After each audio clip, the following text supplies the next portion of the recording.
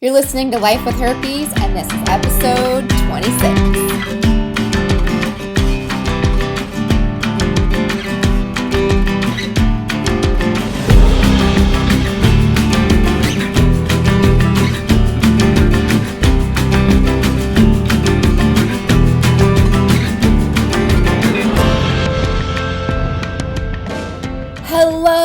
Hello. I am Alexandra Harbushka, your host of this podcast, Life with Herpes. And as always, I'm excited to be here with you and listening. Either I'm coming through your earbuds, or you're driving in your car, or you're folding laundry, or maybe walking your dog. I don't know, maybe doing dishes, or maybe you're just like chilling and listening to podcasts. I don't know.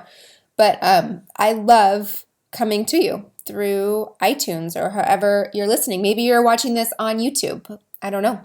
Anyways, so I'm excited to be here. This is one of my favorites. It is the hashtag Ask Alexandra section. So as always, I love hearing from you, and I love it. It's so much fun for me to hear from you and see what city you're from and get the questions and ask your questions. Please. I love receiving them in my inbox. That is always so much fun. So before I get going into today's question, have you gotten the crisis toolkit? Okay, so the crisis toolkit is something I put together with my heart and soul. It is basically for the person that just found out you have herpes, and you are in that state of shock. You're scared shitless. You are like, oh my gosh, what am I going through? And I totally understand, because I was there. And not only was I there for the first week, but I was there for like a good year, just in that state of shock of what do I do? So I put this together so that people, so that you can be in a community. You can have somebody basically holding your hand. You get a crisis calmer, which is a meditation. You get the 101 on herpes. You get things that I wish I would have known when I found out I had herpes, things to do, home remedies, things like that. So head on over to lifewithherpes.com, and the very top of the page, it will say, get my crisis calmer, or something like that. It's right there. It's a big pink button. Cannot miss it. Find out more. Head on over, check it out. Like I said, I wish I would have had this in 2011 when I was diagnosed. So I have that for you. Okay. Today's question is from Katie. Hello, Katie. You are from Orlando, Florida. What is up in Orlando? I've been to Orlando a couple of times. I was just there in February. It was beautiful. It kind of rained, but beautiful state. So thank you for reaching out to me from Orlando.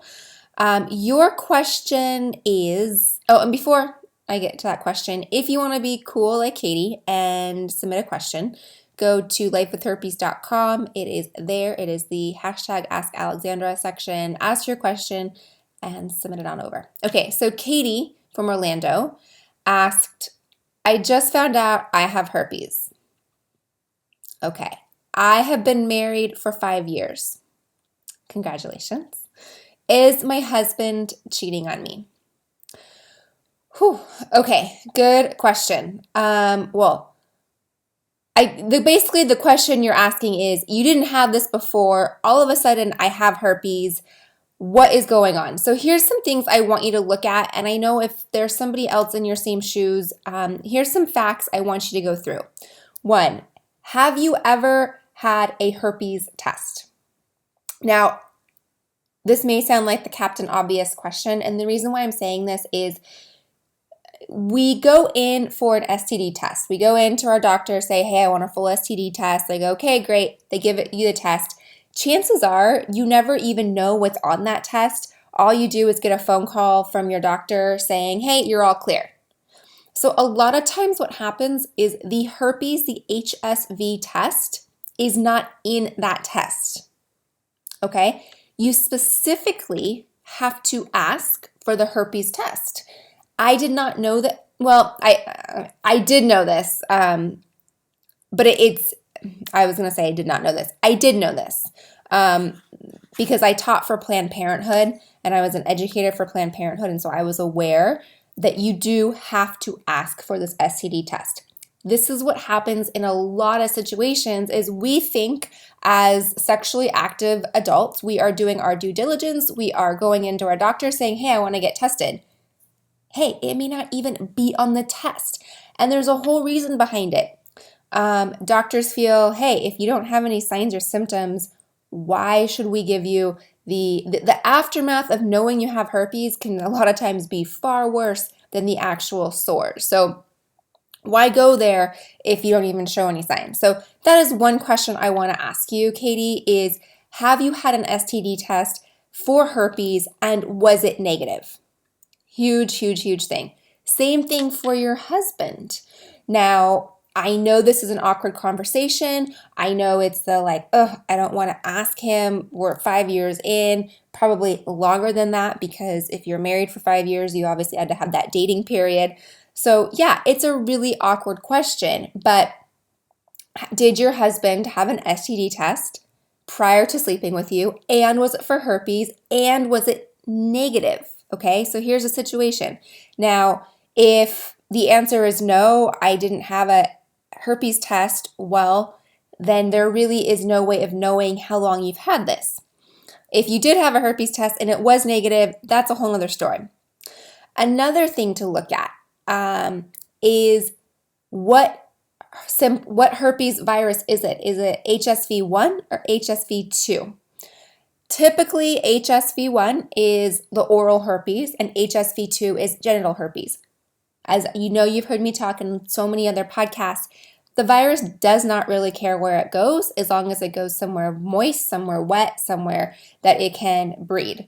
And it doesn't, excuse me, I just had lunch before I recorded this, so I had some Pellegrino, and so like the bubbles are like grumbling in my tummy. So sorry everyone that's listening as I just burped in your ear. It was a really good lunch, by the way. But anyways, the virus wants to survive wherever it can. So in certain situations, if let's say your husband, Katie, has HSV1, which would be oral herpes, and he has oral herpes, and you know he has oral herpes, he gets outbreaks on his mouth, there is a chance and an opportunity for it to spread to your genitals through oral sex, right? So there is a chance that that could be how you now have genital herpes. Another way of looking at it. Vice versa, do you have oral herpes? Maybe you gave it to your husband genitally, and now you have it genitally. So there's a lot of combinations here and a lot of moving parts to really dig deep before you automatically accuse your partner of cheating. I totally think that is a valid concern, and absolutely that would be the first thought on anybody's mind. But there's a lot of moving parts to look at. Is my husband cheating on me, or is my partner cheating on me, or are there multiple people, or how did this happen? So the third way that this is possible is the herpes virus in some cases can lie dormant for a period of time. Now, it's not often, but yes, you could have or may have had a very mild first outbreak, and years go by, you're under some stress or whatever, and it pops up. Could be what happened, or again, it could have you could have received the virus, got it somehow, and it could have lied dormant for so long, and now all of a sudden you're having your first outbreak. Again, that is really rare. Typically, your first outbreak, when you come into contact with it, is between 2 days to about 14 days. So it's about a 2-week incubation period before your first outbreak. That is most commonly when you get your first outbreak, chances are it came from the person you just slept with, right? It's not somebody from years and years and years ago. The only way to know that if it is someone years and years and years ago would be if it is, again, you've had a test, your spouse had a test, you both were negative years and years and years ago, then yeah, it probably lied dormant for that much time. Again, that is really rare. So Katie, what I'm recommending you do, I don't know if your husband is cheating or not. What I recommend doing is just going back through your medical records, And really the most important thing, as difficult as it is, have this conversation with your husband.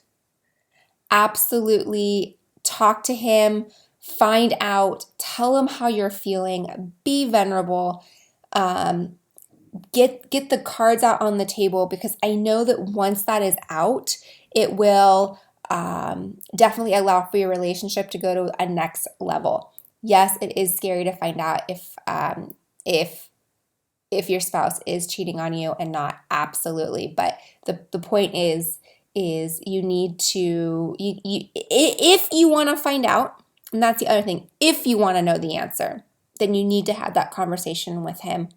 If you don't want to know the answer, then I gave you some facts here, and you can kind of put two and two together and come up with your own assumption. I hope this helps. And I am sorry to find out that you just got herpes. I'm sorry for your first outbreak. It is painful. I know it hurts. And yeah, we are there for you in the community. Head on over to the Facebook group if you're a Facebook member, and just kind of let us know what's going on. We would definitely love to hear from you and support you in this. With that being said, that is a nice little intro into the community that I have for you and for everybody else that is listening. It is free. It's a community. There is access to the Facebook group. There are free ebooks, downloads, cool stuff, newsletters, and we're kind of a family. So it is also on the Life with Herpes homepage. Again, it's free. You get a membership login and ID and all that fun stuff. So log in, get it. Head on over to lifewithherpes.com and find it. Also, join the Facebook group.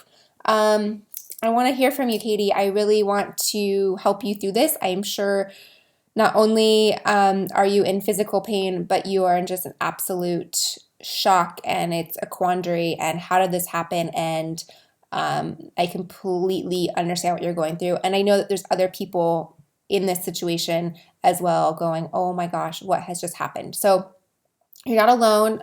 Thank you for being so open and vulnerable and sharing this. I truly appreciate it. I know others do as well.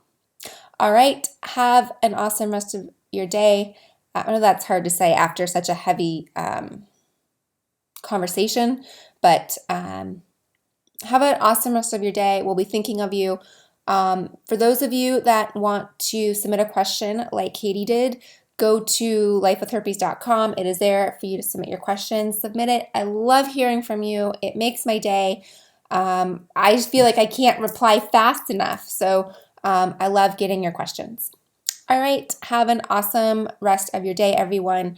And thanks so much for tuning in. And I will see you all soon. Oh, and P.S., if you're wondering, like if you're watching this on YouTube and you see that I'm like distracted and I'm looking around, my bug man stopped by. So he is like out there like spraying for spiders. We have a lot of black widows where I live. Total side note. Anyways, if you were like, what is she doing? Why is she looking around? Anyways, that is why. Okay, guys, have an awesome rest of your day. Thank you, Katie, for being vulnerable and sharing your story. And we are here for you, and we are thinking about you. And I will see you all soon. Have a good day.